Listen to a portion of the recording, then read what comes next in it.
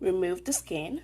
Okay, so after you're done peeling the skin off, the next, you really like to cut it, but after you're done peeling off the skin, you really like to cut it, but I would say don't cut it into like tiny pieces for obvious reasons. This is actually fried plantain, which is super good, and I'll show you my way of making it. Okay.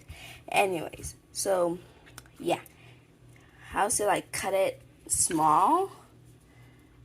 Sorry, I don't have my tripod again, but I would say like do something like that right there, and that's gonna be like the size somewhere right there. It depends on you how big or small you want it to be, but I say don't make it like into chunks. Let me just show you what you shouldn't do. Like, don't make it like that, okay?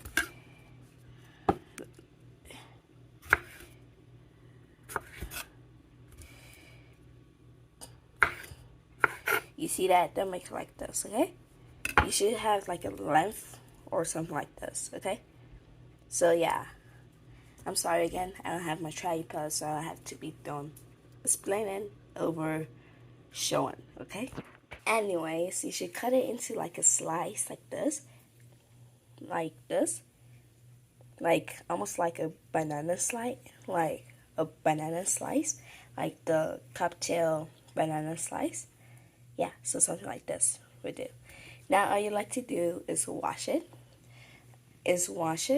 It doesn't matter what type of water you use to wash it, just wash it clean, like about 1 to 2 times, and it should be ready to go. Okay? Then I'll tell you what to do next after you wash it. Okay? Okay, so for this recipe, I do advise you to use like yellow, almost turning like black-ish banana, like almost like something like this. That's because these are much more sweeter than these I use right here. But whatever. Anyways, I use both of them, by the way. Anyways, now you're gonna be putting in some chicken flavored bunion just to add some flavor into it. I really like this because I don't know. Yeah. So we're gonna be adding some chicken flavored bunion, and I'll tell you what to do next. Okay? Add only the amount of salt you can eat. Okay?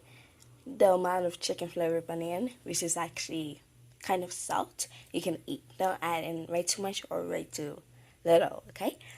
Then next we're gonna add in some pink salt, pink sea salt, right? Okay, let me just open that. Sprinkle some right here. That's perfect. Then now we are gonna mix this with our hand or with a spoon. Okay. So then these are ready.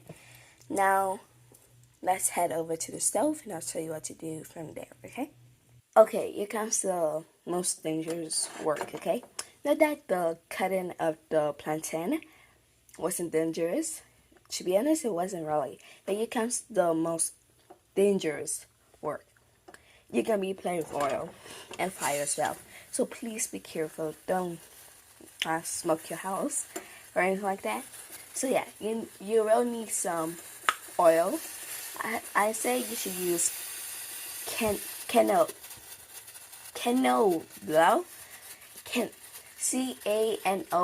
or something like that oil, because it will give you like the best taste ever. But you can use any oil. I really don't care. Whatever. Yeah, so I'm gonna be adding my oil and we go from there. And now all we're gonna do is wait for the oil to get hot. And yeah, once you can know once your oil is hot when you add in a little bit of like a dash of water and just sprinkle it on. Then it should be doing like the flicky thing, and that's how you know, in my opinion, it's hot. Okay, but yeah, testing my oil for the first time. Okay, so I'm just gonna gel water from the pump and add a dash of that in there. And as you guys can see, the water pours right there. So which means your oil is not hot yet. It's definitely hot. not hot. It's definitely not hot yet because I can put my finger inside and not get burned. But yeah, I said the water way is pretty much safer than the finger way because that one you get your finger fried. Or you can just try it with like take one of your stuff you're frying. In my case, it's plantain, and you add it in, and it's not yet hot. If it's really hot, the plantain should kind of like like come up, like come up the first time it's in the oil. Okay, so that's how I know it's not really hot to my satisfaction. So whatever. Yeah. Okay, so I tried it for the second time. Let me just try it for the third time again. On video, just a little bit of water, sprinkle like a dozen, and my oil is hot. I really like to fry my plantain to a medium heat, okay? Yes, I can burn. Then, now, I'm going to be adding in my plantain.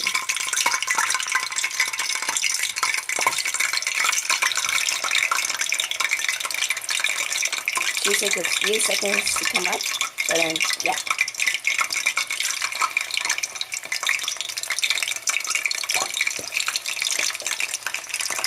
I would say that don't overpower your pan, but yeah.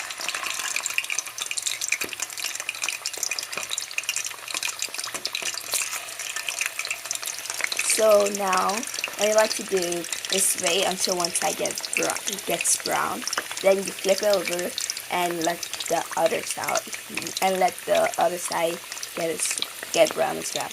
Or you can do like light brown just so your food can be burned. Okay, if you understand what I'm saying. Feel like one side is cooked, like it's brown like this, then you flip it on the other side so it can get brown. So here's a perfect example.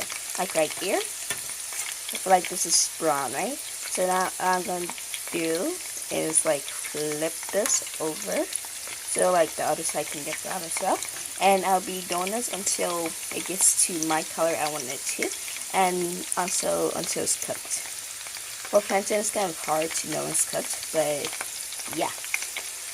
So my indication is when like one side, like when both sides are like brown, and that's how I know my plantain is ready. So yeah, that's my indication. You may have a different perspective, but yeah. This recipe is actually really delicious as well. So I do encourage you, even if you don't have fried plantain, just try this recipe out. It's going to taste so good going now. It's going to taste so good. I don't know. Yeah. There's nothing else to say, so try out. Okay? Perfect. Okay. So I'm going to allow this to